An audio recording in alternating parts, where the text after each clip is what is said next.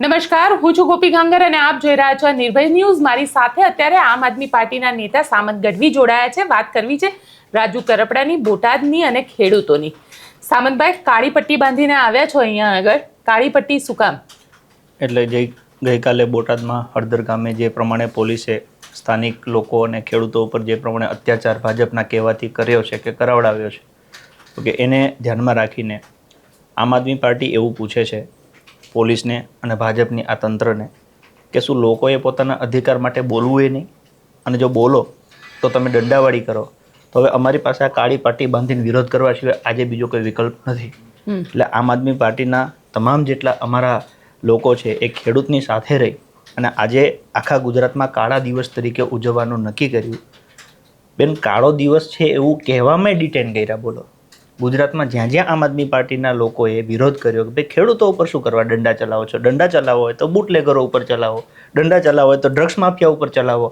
Okay, ખેડૂતે શું ગુનો કર્યો છે? તેમ છતાંય આજે આ કાળી પટ્ટી બાંધવા ઉપર એ ડિટેન કર્યા છે. કે એટલે લોકોને આપના માધ્યમ દ્વારા કહેવા માગું છું કે આપણે લોકશાહીમાં જીવીએ છીએ કે સરમુખત્યારશાહીમાં જીવીએ છીએ. આજે ભાજપના કોઈ પણ નેતાને જે કાંડ કરવું એ કરે.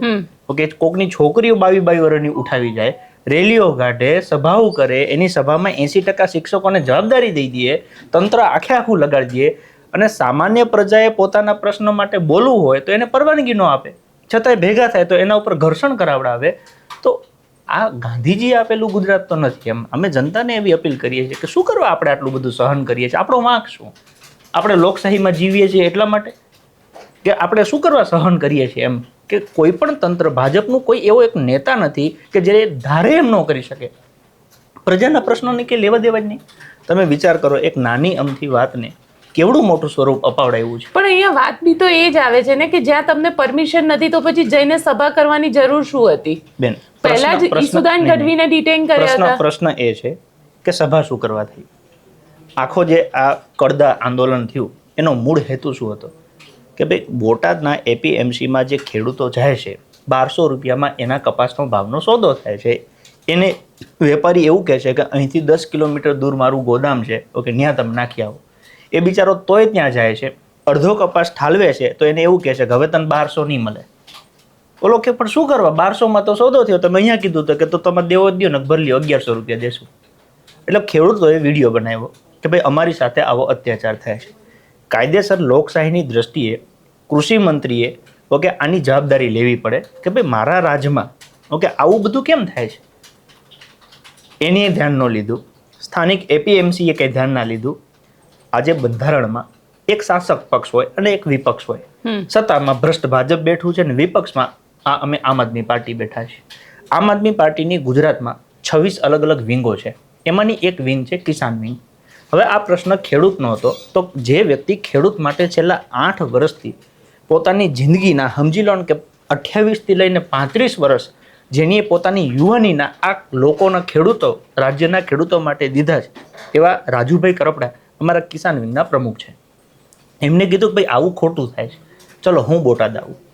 તો એ બોટાદ એપીએમસીમાં ગયા. તમે વિડીયો જોયો હશે કે એ ગયા ત્યારે એમને કોઈને બોલાવ્યા નહોતા, એ તો સહજ એમને જતા હતા. પણ એમને જોઈને લોકોને એવું થયું કે અમારી પીડાને હલ કરી શકે એવો કોઈક માણસ આવ્યો છે, એટલે એ આખા ખેડૂતોનું ટોળું હજારોની સંખ્યામાં એમની સાથે હાલ્યા. આ જે દ્રશ્ય છે એ આ ભ્રષ્ટ ભાજપના નેતાઓએ જોયું કે આપણે પૈસા દઈ દઈને મરી જઈએ છીએ. ઓકે, માણસને લેટરું, ઓફિશિયલી સરકારી કર્મચારીઓને લેટર આપીએ છીએ, છતાંય આપણી સભામાં કોઈ આવતું નથી.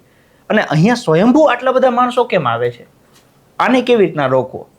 પણ પ્રજાએ જ્યારે ઉપાડી લીધા એટલે રોકવાનો તો કંઈ પ્રશ્ન હતો.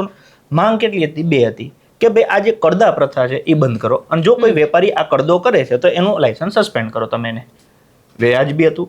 બીજું શું હતું કે જે વેપારીને એવું કહેવામાં આવે છે કે તમે ગોડાઉન ઉપર માલ નાખવા જાઓ, ભાઈ એ નહીં જાય. એ વેપારી જે સોદો કરે છે એ પોતાની રીતે વ્યવસ્થા કરાવે. એપીએમસીના ચેરમેનને આવ્યા, લોકોની વચ્ચે એને સહજ સ્વીકાર્યું કે હા અમે કહી દઈશું કે ભાઈ આવી રીતના ખોટું નહીં થાય. એટલે ખેડૂતોએ એવું કીધું કે લેખિતમાં આપો, અને વાત વ્યાજબી છે. બોલવાથી સરકાર ના ચાલે, સરકાર લખાણ ઉપર ચાલે. એમને લખીને આપી દેવું હતું ને. આજે તમે કંઈક વસ્તુ બોલો છો, હું કહું કે બેન લખીને આપો, તો તમે લખીને આપી શકો. બિલકુલ. જો એટલું લખી દીધું હોત તો બધી ક્રેડિટ ભાજપને જાત કે ભાઈ જો ખેડૂતોને પ્રશ્ન હતો, ઓકે, રાજુભાઈની આગેવાનીમાં રજૂઆત કરી. એપીએમસીના જે ચેરમેન છે એ ભાજપના છે, એને સ્વીકારી લીધી. ઓકે, ભાજપ ખૂબ ખેડૂતોનું સારું ઈચ્છે છે. ન કર્યું એની. એટલે શું થયું કે ખેડૂતોએ કીધું કે જ્યાં સુધી લેખિતમાં ના આપે ત્યાં સુધી અમારે ઊભું થવું નથી. ખેડૂતો બેઠા, રાજુભાઈ બેઠા, ધીમે ધીમે લોકોને ખબર પડી, બધા આવ્યા. શું કરતા ત્યાં બેઠા બેઠા ભગવાનનું નામ લેતા હતા, ભજન કીર્તન કરતા હતા, અને અચાનક પોલીસ આવી. પણ એપીએમસી પ્રીમાઇસીસને તમે આવી રીતે ત્યાં આગળ બધા એડિંગો તો ન જમાવી શકાય ને. એમ નહીં, હું એમ કહું છું કે એ અડિંગો જમાવાથી કોને તકલીફ થઈ અને અડિંગો કોના માટે હતો? ત્યાં કોઈ નાચવા વાળાને બોલાવેલા હતા? જે ખેડૂતોને તકલીફ હતી એ પ્રશ્નના સમાધાન માટે ખેડૂતો બેઠેલા, અને એમાં ક્યાં બહાર નહોતો? રાજુભાઈ પોતે ખેડૂતનો દીકરો છે, પણ અત્યાર સુધી આગલી પેઢીમાં માની લો કે કોઈ ખેડૂત બિચારા ભણી નહોતા શીખ્યા, કાયદો કાનૂન જાણતા નહોતા, એટલે સહન કરતા ગયા. 30 વર્ષ કોંગ્રેસને સહન કરી, 30 વર્ષથી ભાજપને સહન કરે છે, એટલે આમને એમ છે કે આ તો બધા ગુલામ જ છે. પણ એ રાજુભાઈના બાપુજી છે, એ ખેડૂત હતા, એની પોતાના પેટે પાટા બાંધીને રાજુભાઈને ભણાવ્યા. રાજુભાઈ વકીલ બન્યા ને 8 વર્ષથી ખેડૂત માટે લડે છે. ઈસુદાનભાઈ ગઢવીના પિતાજી ખેડૂત હતા, એની પોતાના દીકરાને ભણાવ્યો. ગુજરાતનો શ્રેષ્ઠ એક મીડિયાનો જે વ્યક્તિ કહી શકાય જેના ઉપર ગુજરાત ભરોસો કરે એ લેવલે ખેડૂતના દીકરાને પુગાડ્યો. સામત ગઢવીના પિતાજી ખેડૂત છે, એની ભણાવ્યો, બીએસસી બીએડ કર્યું, ઘણી બધી સરકારી નોકરીઓ પાસ કરી, હજારો લોકોને માર્ગદર્શન આપ્યું. હવે ખેડૂતના દીકરા અભણ નથી, એને કાયદો ખબર પડે છે. ભાજપને પોતાને જે ભવાડા કરવા હોય એ કરે, એ કોની પરવાનગી લે છે? એને પરમિશન તરત મળી જાય. તો જ્યારે લોકહિતનો પ્રશ્ન હોય તો એમાં કેમ પરવાનગી ન આપે? બીજું કે નરેન્દ્ર મોદી જ્યારે ગુજરાતમાં હતા, કોંગ્રેસની સરકાર હતી, ત્યારે કોંગ્રેસે લાઇટ બિલમાં 50 હોર્સ પાવરે 50 રૂપિયા વધાર્યા હતા. તો એમને એવું કીધું તો આખા ગુજરાતમાં જીબીમાં તાળાબંધી થશે. તો એ ગુજરાતના હિતનો પ્રશ્ન હતો, ખેડૂતોના હિતના પ્રશ્ન હતો, 50 રૂપિયાની જ વાત હતી. તો એ જ ભાજપ છે. અત્યારે કેમ એને ખેડૂતની પીડા નથી દેખાતી? એને તો તઈ લખીને આપી દેવાનું હતું ને કે ચિંતા ના કરો, કોરા કાગળ ઉપર સહી કરી દઈએ, ખેડૂતને કોઈ પ્રશ્ન જ ન થવો જોઈએ. બિચારા 20 વીઘા જમીનમાં બેન દી રાત મહેનત કરે, 2 લાખ રૂપિયાનું ઇન્વેસ્ટમેન્ટ કરે, અને એને 2.5 લાખની મોસમ થાય. આખો પરિવાર વર્ષે ખાલી 50,000 નથી કમાતો, એ હાલતમાં ખેડૂત આવી ગયા છે. 2014માં માનનીય નરેન્દ્રભાઈ મોદીએ એવું કીધું હતું કે 2022માં ખેડૂતની આવક બમણી કરશું. 2014માં કપાસનો ભાવ 1400 રૂપિયા બેન હતો, 1400 થી 1500 રૂપિયા. એના બમણા કરીએ ને તો 2800 થી 3000 થાય. અત્યારે પૂછો ગુજરાતના ખેડૂતોને શું ભાવ મળે છે? 900 રૂપિયામાં કોઈ કપા લેવા તૈયાર નથી થતો. એની જગ્યાએ તમે બિયારણના ભાવ જુઓ 4 ગણા, દવાના ભાવ 4 ગણા, ખાતરના ભાવ 4 ગણા, મજૂરોના ભાવ 4 ગણા. તો 4 ગણાની સામે તમે એ કંઈક 5 ગણું તો માગે કે ન માગે? આજે તમારે ધારો કે ટ્રાવેલ્સનો ધંધો હોય, ડ્રાઈવર હાંકતા હોય, તમે ટ્રાવેલ્સના મતલબ માલિક હો, તો તમે કમાવો તો ખરા ને? તો ખેડૂત આજે માની લો બિચારો ખેતી કરે, મજૂર છે એ મહેનત કરે, અને જ્યારે કમાવાનું આવે ત્યારે નફટ ભાજપના નેતાઓ અને મંત્રીઓ કમાઈ જાય છે. વહીવટ તો આ બધા એપીએમસી નો તંત્ર કરી જાય છે. તો એની સામે બોલવાનું નહીં. બીજું કે જેવો તેવો કઈ માણસ બોલે છે. આજે ભારતની 6 પાર્ટી એવી છે જે નેશનલ પાર્ટી છે, રાષ્ટ્રીય પાર્ટી. એમાંની એક આમ આદમી પાર્ટી છે. અમારો આમ આદમી પાર્ટી નેશનલ પાર્ટીનો દરજ્જો છે. કોઈ આલી મવાલી નથી બોલતો. અને એ કોના માટે બોલે છે? પ્રજા માટે બોલે છે.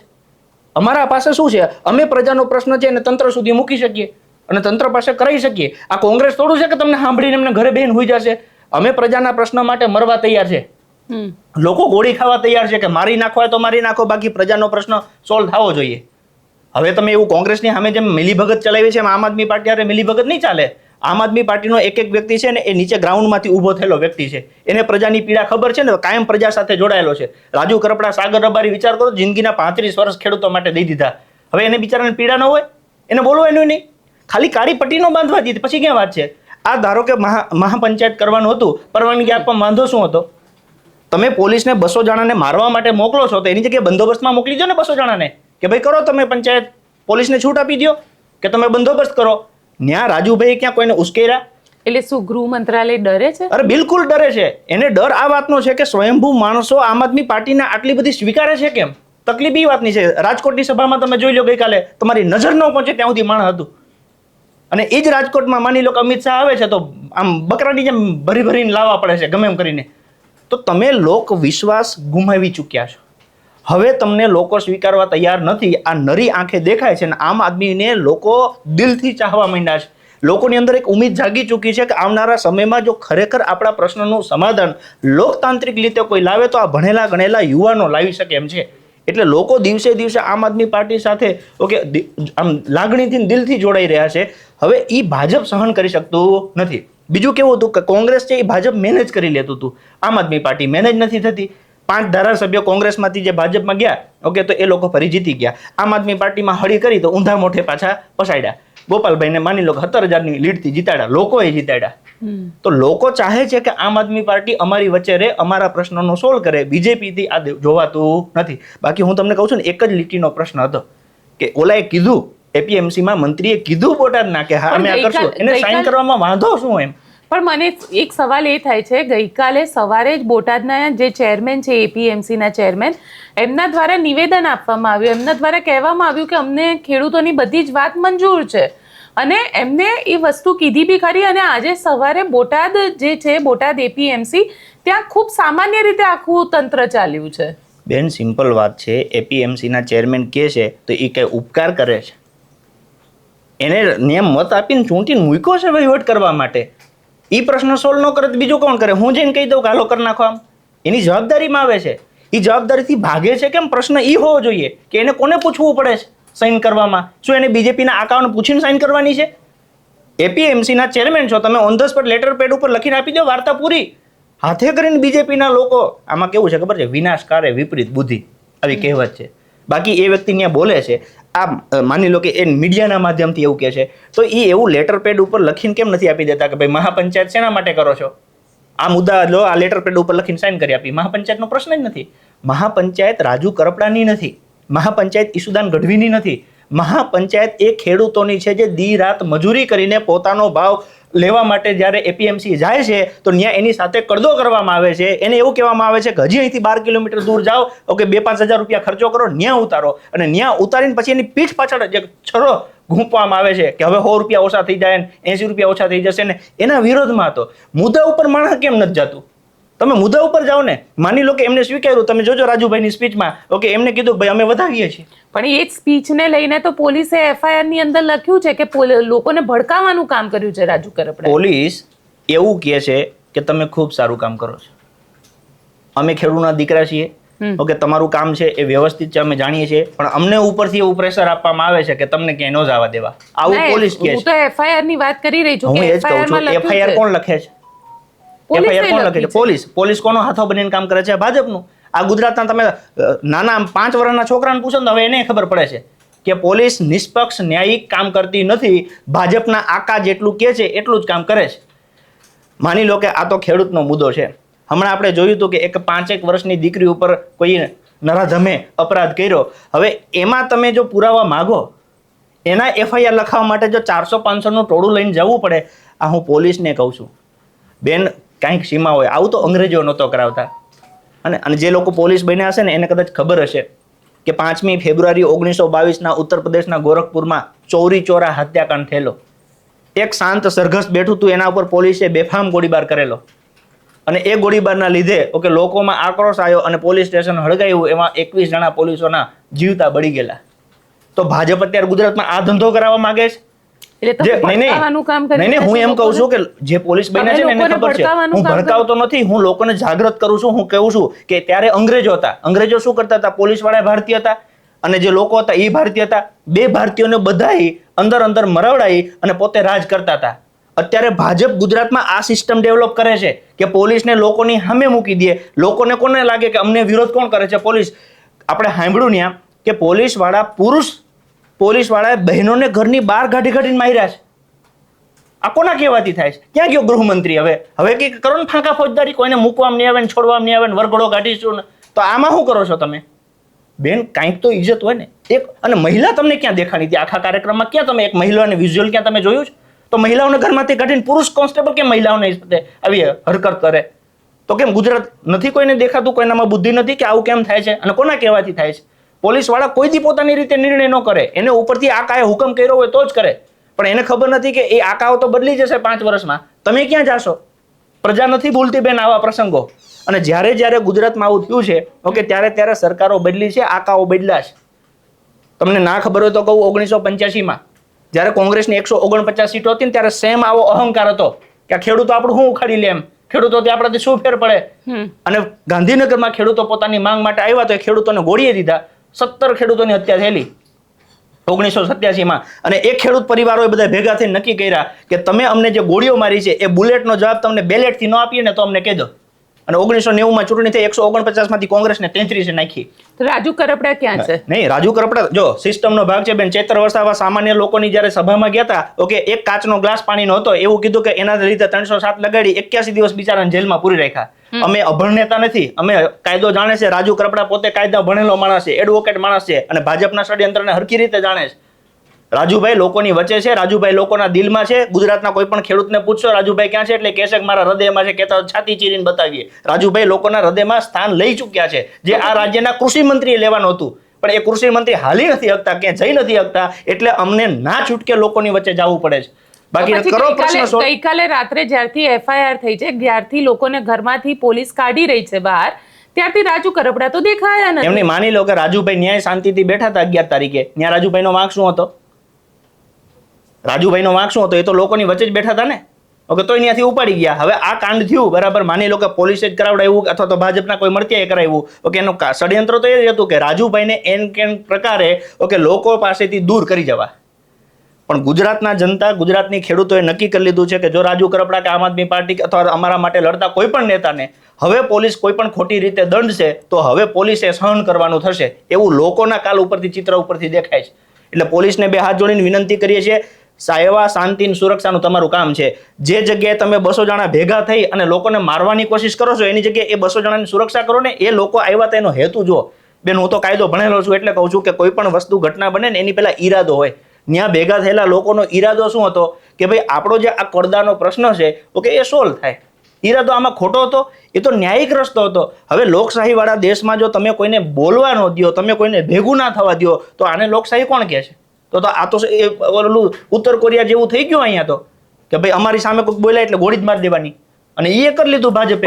પણ જે રીતે એફઆઈઆર લખવામાં આવી છે, એફઆઈઆરમાં એવું કહેવામાં આવ્યું છે કે પહેલો પથ્થર અને પથ્થરમારાની શરૂઆત જે કરવામાં આવી આ બાજુથી કરવામાં આવી. રાજુભાઈને સાંભળવા જે લોકો આવ્યા હતા એમના દ્વારા પોલીસ ઉપર પથ્થરમારો કરવામાં આવ્યો. બેન જો, રાજુભાઈએ જ્યારે મહાપંચાયત શરૂ કરી એટલે ફેસબુક ઉપર લાઈવ થઈ.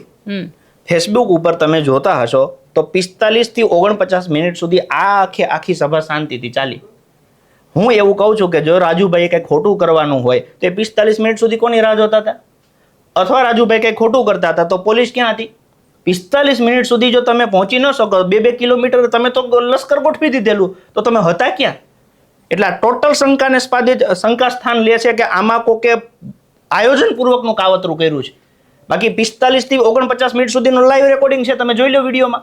શાંતિથી લોકો બેઠા હતા, શાંતિથી સાંભળતા હતા કે આપણા પ્રશ્નોનું સમાધાન થાય, એના સિવાય બીજું આપણે કાંઈ કરવાનું નથી, આપણે શાંતિથી બેસીશું. તો કોણે એમાં હળી કરી? પોલીસ આવી પછી જ કેમ ચાલુ થયું? અથવા તો પોલીસ 45 થી 49 મિનિટ સુધી કેમ ન આવી? શું પોલીસ પહોંચી શકે એવી સક્ષમ નહોતી? તો કાલ સવારે ગુજરાતની સુરક્ષાનો પ્રશ્ન ઉભો થયા હતો. તો પોલીસ ક્યાં હતી અત્યારે સુધી? ઓકે, માની લો કે ઈસુદાનભાઈ જતા હતા તો એને બગોદરાથી ડાયરેક્ટ ઉપાડી લીધા. કેમ ભાઈ? એક લોકતાંત્રિક દેશ છે, નેશનલ પાર્ટી છે, એનો પ્રદેશ પ્રમુખ છે, તમે એને બોલવા નહીં દો? તમે એને ઉપાડીને ડાયરેક્ટ રૂમમાં પૂરી દો એટલે શું મતલબ એનો? કાલ સવારે સરકાર બદલશે, આ જે ભ્રષ્ટ ભાજપના નેતા છે ઘર ભેગા થાય, પોલીસવાળા શું કરશે પછી? એટલે પોલીસવાળાની જવાબદારી સેવા, શાંતિ, સુરક્ષાની છે. આકા બનવાની જરૂર નથી. તમારા આકા બદલી જાય અને પછી આ જે ગોપાલભાઈ કહે છે ને એ પ્રમાણે લોઢાના મેડલ આપવાના થાય છે એવી વાત છે. પોલીસવાળાનું કામ છે. ન્યાય ન કરી શકો તમે? આજે જે લોકો જાય છે, ઈસુદાનભાઈ ગઢવી માની લો કે કોઈ ખોટી જગ્યાએ જતા હોય તો રોકે તો બરાબર છે. ઈસુદાનભાઈ ગઢવી શેના માટે જતા હતા? કે ગુજરાતના ખેડૂતને પ્રશ્ન છે કે એની સાથે કડદો થાય છે, તો એ કડદો ન થવો જોઈએ. આ દુનિયામાં કોઈ પણ વ્યક્તિને પૂછી લો, શું આ કામ કરવું ખોટું છે? જો એ કામ ખોટું નથી તો પોલીસ કેમ આડી પડે છે? પોલીસે એને સપોર્ટ કરવો જોઈએ, પોલીસે એને સુરક્ષા આપવી જોઈએ. એની જગ્યાએ પોલીસ જ પકડીને એને નાખી દે તો બોલશે કોણ ગુજરાતના પ્રજા માટે? મહિલાઓ સુરક્ષિત નથી, યુવાનો માટે રોજગાર નથી, શાળાઓની કઈ સુવિધા નથી. હવે બેચા ખેડૂત, માની લો કે બેન પહેલગામ હુમલો થયો, આપણા 26 લોકો શહીદ થયા, બરાબર? એટલે આ ઘરે ઘરે ભાજપવાળા ગયા સિંદૂર લઈને, ઓપરેશન સિંદૂર.